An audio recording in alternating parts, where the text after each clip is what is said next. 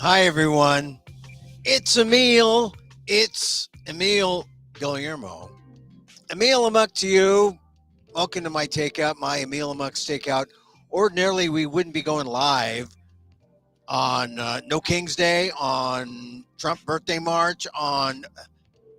Actually, I'm going live because this is my special day, too. It's a pre Father's Day thing, right? And it happens, as the calendar cycles through. This is the day that my father died, coincidentally. And so I feel compelled to speak out and say something about that. I'm going to read a Father's Day poem. Uh, Today started out really strange with the word that the the state speaker of Minnesota was gunned down in her home by a gunman, 57-year-old gunman.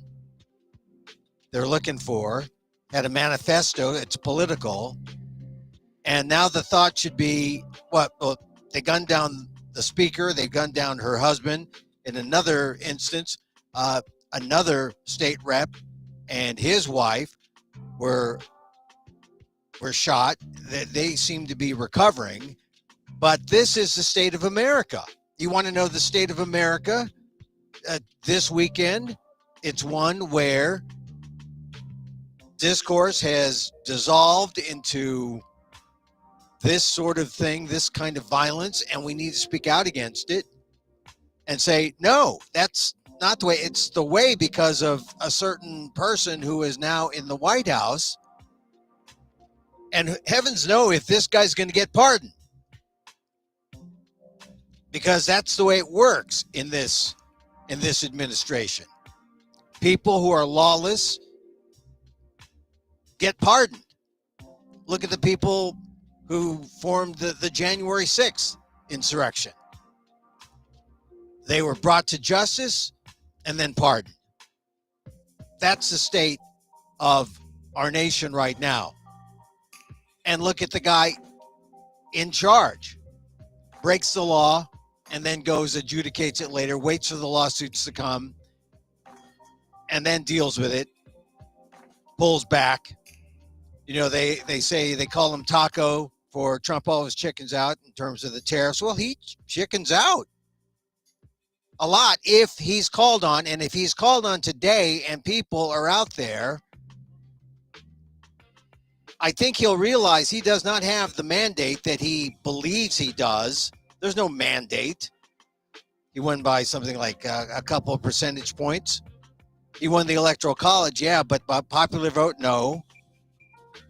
No mandate. And he's running roughshod over our democracy. So if you're at a No Kings rally, or if you watch this later, you're at the right place. If you're at the Trump parade, well, if you're for the Army, all for the people who represent us, not for necessarily the current commander-in-chief. But it is his birthday. It's strange, right? And as I said, coincidentally, this is also the day my father died. I've been writing about this for many years. Since I think the first time I wrote about it, I wrote an essay on NPR, and I have set it to a poem. I put it in a poem format because it's more poem than essay. And I'm going to read it in a second because it's really the Filipino-American history story. And it connects Filipinos with the current migrants who come to America, who take jobs, who are part of the community and then get the ire of the president, who then goes out and invades Los Angeles. Can you believe that? He's invaded Los Angeles, but true to Trump form, while a judge has said, no, you can't do that. An appeals court has come back and said, oh, it can stand for now. And now he's pulling back, though, because he realizes that if he does these ICE raids on farms, on restaurants, people whose votes he wants, the business owners, the farmers, they'll say, what the heck's going on with this guy? He's destroying our workforce. So, of course, he's pulling back. It's a contradiction, but this is where, Trump always chickens out. Well, he's chickening out there a little bit. He needs to chicken out even more. But he said that he's not going to go after the farms. He's not going to go after the restaurant workers. He's not going to go after, because he wants those votes. That's what it is. That's the kind of democracy that this is. You vote for me, I'll do something for you. Quid pro quo. It's an action, but we're not too far from a bribery-oriented democracy. You got money, I'll do something for you. I say, come on. That's the way it always is. But no. Trump meme coins. You buy my meme coins, you've got access. You want access to me, give me money. It's the monetization of the presidency and our democracy. And look, it's a capitalist system, but capitalism has its limits when you want to talk about ethics. So we got a no ethics president, impeached twice, wiggles his way out, could be impeached a third time for all he's done now in this second term. If you're out there in a No King's March, power to you. Power to you. You're in the right place. If you're not, if you're listening to this, we'll have our own little No King's March from my closet here. But I think it's important that you're out there and you realize the state of our nation. And so I just want to read what makes this a special day for me personally, because it's the day my father died. He died in 1978, a while ago. But I first wrote about this in 1989 when I was at NPR. And that essay has gone on, and I've repeated it throughout my tenure as a columnist, wherever. I'll write again. I'll write about it again tomorrow. Check it out. Check out my Substack. It'll be there. But I changed it a little bit because I updated. I mean, when I first wrote it in 1989, different world. I was a father, or a new father, and my relationship with my father was different. I mean, but here's the thing, my relationship with my father has only grown through his death. As I see new migrants come in, as I realize my actions as a kid growing up here in America. So without further ado, let me read my Father's Day poem. I call it My Father's Day. And, because of the calendar, it always comes up. My father's death day always comes up before, Father's Day. And sometimes it's right on Father's Day. Today, it's like, this year, it's the day before. But it's really just the coincidence that I find fascinating, that it's my father's death day and Donald Trump's birthday, which is just, to me, strange. My Father's Day. The historical picture is of a Filipino man, a black and white photo. He's holding a box of vegetables and fruit, the box with a label depicting the fields with a name draped over it all, proclaiming Ripon, a town in the Central Valley. That was not my father. Another Filipino. And you know what they say. My dad was born under the American flag in a colonized Philippines, the first colony of the Imperial U.S. My dad was not a citizen, but still an American, legally undocumented, a national, they called him, a euphemism indicating he was owned by the U.S. like a slave, but no chains. Chains were in his head. He must have come from the depths if America was his best option during the Depression, 1928. One of 30,000 Filipinos, a man-to-woman ratio of 14-1. It was a labor force, not a family force. If things were normal, maybe he would have started a family in a year or two, 1930. But then I'd be 95 years old now. Not pretty, not normal. Anti-miscegenation laws prevented intermarriage. Taking white jobs was bad enough, but not white women. Others went to the valley to work, but my dad stayed in San Francisco to cook. Lived with other Filipino men, 6, 7, 8 to a room. America was still better than the Philippines.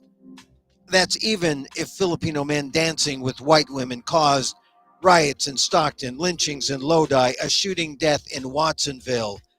Got so bad, Filipinos were asked to self-deport. Some went back. The majority stuck it out here. After nearly 30 years, my father met a rare Filipina, and I was born. We never talked much, Dad and I. I was too Filipino. I was too American. He was too Filipino. I went to the Pop Warner banquet by myself. I was MVP, running back, just not an MVP son. It was only when I went east to college that I learned the history. After graduation, my father and I went to see the Giants play. He took me once to see Willie Mays, and now Vida Blue made us cheer. The Giants won, and we went home with pennant fever. They will go all the way now, Dad said. But they didn't. And he didn't. Hours after the game, he passed. A happy day in an imperfect life. He died on Flag Day, June 14th. If he were alive today, he'd think that big parade in Washington, D.C. was for him. Maybe it is. My dad, once a colonized Filipino, so proud to be an American. Of course, an American in its purest form. Freedom, equality, and no kings.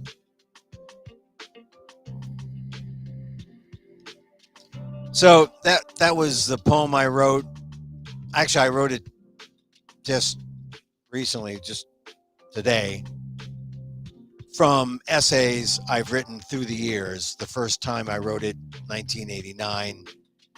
I read it when I was on NPR. I've since come out with versions of that essay, my pre-Father's Day essay, every year.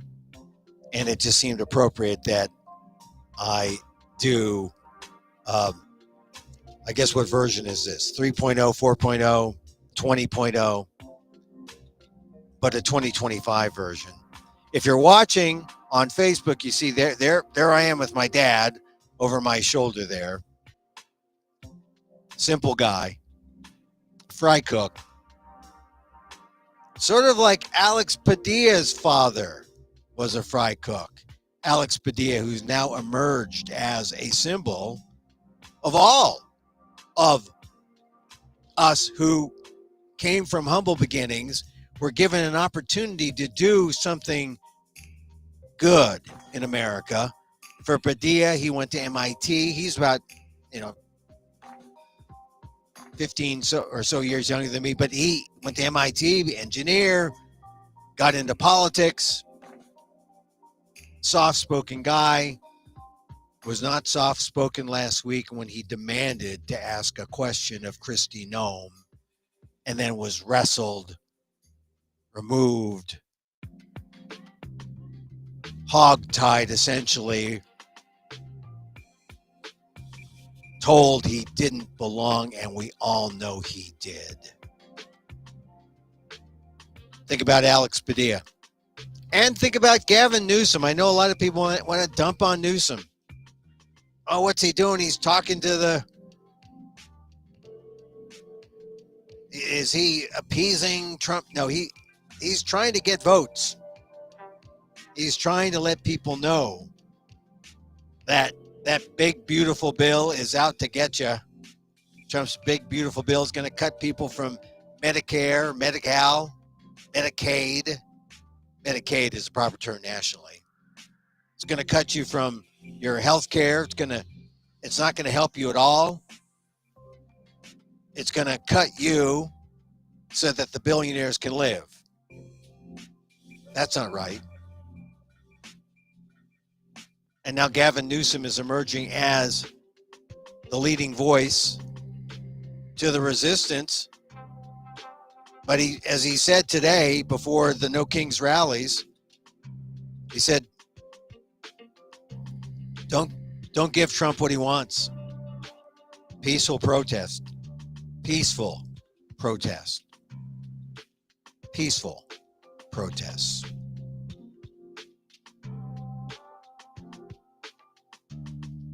My father died late in the day on the 14th. And so he will have passed around the same time the Trump march is on. The Trump dictator light, Putin light, Marcos light. I mean, a military parade. I lived in Washington for about 9 years. A military parade for tanks and helicopters, and we need that? Costing $42 million, maybe more. I think when all is said and done, it's going to cost more. I'll be looking on at the parade, but thinking more of my dad. As I said, he passed on late in the day, right after we saw a baseball game. And I'll probably watch the Giants play the Dodgers and hope, just like last night, when the Giants incredibly put down the Dodgers 6-2. I think that was the score. Incredible day for the Giants. Logan Webb, pitcher. Grand slam. Casey Schmidt.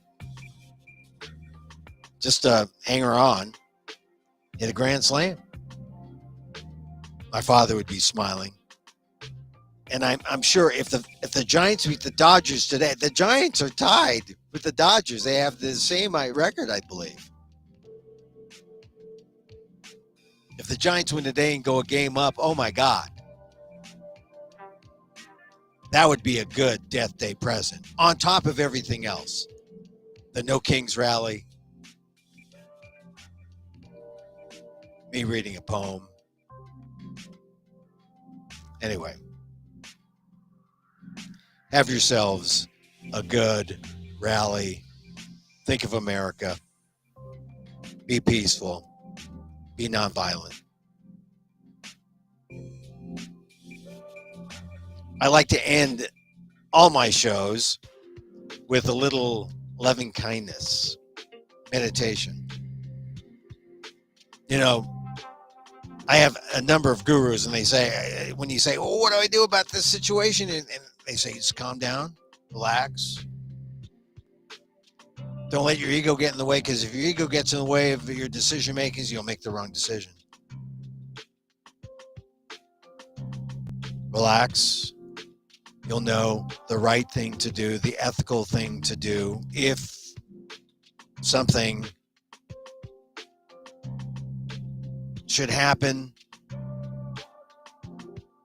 but it all comes out of nonviolence. It all comes out of love. So I like to end these sessions with a little meditation. I know it sounds like prayer, but it's a meditation. So if you know Sharon Salzberg, if you know some of the other gurus out there, the loving kindness meditation is helpful in moments like these. And so, as I wish for me, I wish for you. May you be safe. May you be happy. May you be healthy. And may you live with ease. Like us, link us, send links to your friend. Do whatever they do on social media. Friend us. Thank you for being here.